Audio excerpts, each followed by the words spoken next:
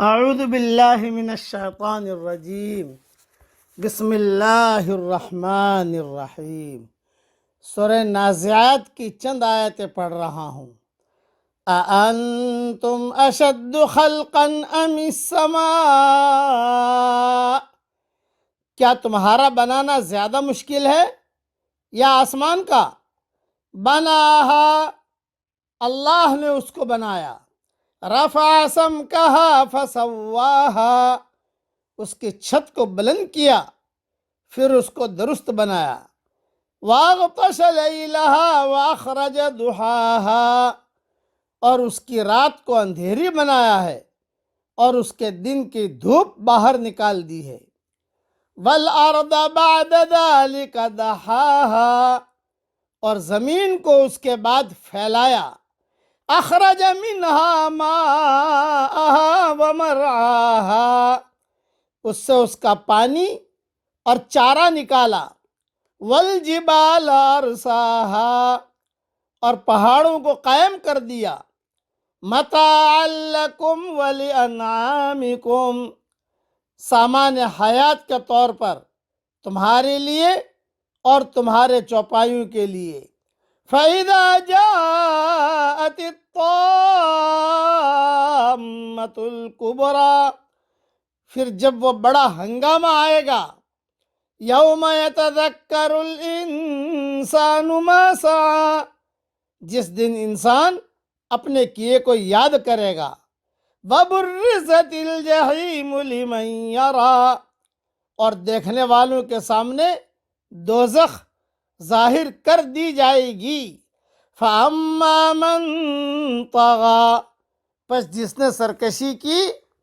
وَآثَرَ الْحَيَاةَ الدُّنْيَا، اور دنیا کی زندگی کو ترجیح دی۔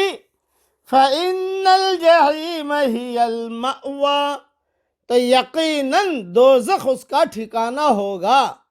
وَأَمَّا مَنْ خَافَ مَقَامَ رَبِّهِ وَنَهَى النَّفْسَ عَنِ الْهَوَى، اور جو شخص اپنے رب کے سامنے کھڑا ہونے سے ڈرا اور نفس کو خواہش سے روکا۔ فَإِنَّ الْجَنَّةَ هِيَ الْمَأْوَى، تو جنت اس کا ٹھکانہ ہوگا۔ اللہ تعالی ہم سب کو جنتوں میں داخل فرمائے، آمین کہو۔ میرے ساتھ پڑھ لو، میں جو پڑھا رہا ہوں۔ اے اللہ، ہم سب کو جنت عطا فرمائیے۔ اے اللہ، ہم سب کو جنت عطا فرمائیے۔ اے اللہ، ہم سب کو جنت عطا فرمائیے۔ اے اللہ، جہنم سے ہماری حفاظت فرمائیے۔ اے اللہ، جہنم سے ہماری حفاظت فرمائیے۔ اے اللہ، جہنم سے ہماری حفاظت فرمائیے۔ صحیح روایتوں میں آتا ہے جو 3 مرتبہ یا 7 مرتبہ جنت مانگ لے تو جنت خود ویزا بھیجتی ہے کہ اللہ پاک بھیج اس کو میرے پاس بھیج، میرے پاس بھیج۔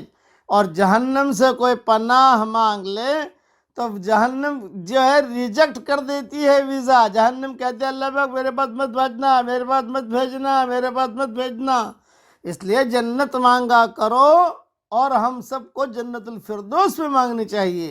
پڑھیے میرے ساتھ، اے اللہ، ہم سب کو جنت الفردوس عطا فرما، اور ہماری قیامت تک کی آنے والی نسلوں کو جنت الفردوس عطا فرما۔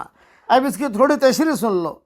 آدمی 2 چیزوں کے درمیان ہے، ایک موجودہ دنیا جو سامنے ہے، دوسرے آخرت کی دنیا جو غیب میں ہے۔ آدمی کا اصل امتحان یہ ہے کہ وہ موجودہ دنیا کے مقابلے میں آخرت کو ترجیح دے، مگر یہ کام صرف وہی لوگ کر سکتے ہیں جو اپنے نفس کی خواہشوں پر کنٹرول کرنے کا حوصلہ رکھتے ہوں۔ اللہ تعالی ہم سب کو عمل کرنے کی توفیق عطا فرمائے، آمین۔ وآخر دعوانا ان الحمد للہ رب العالمین۔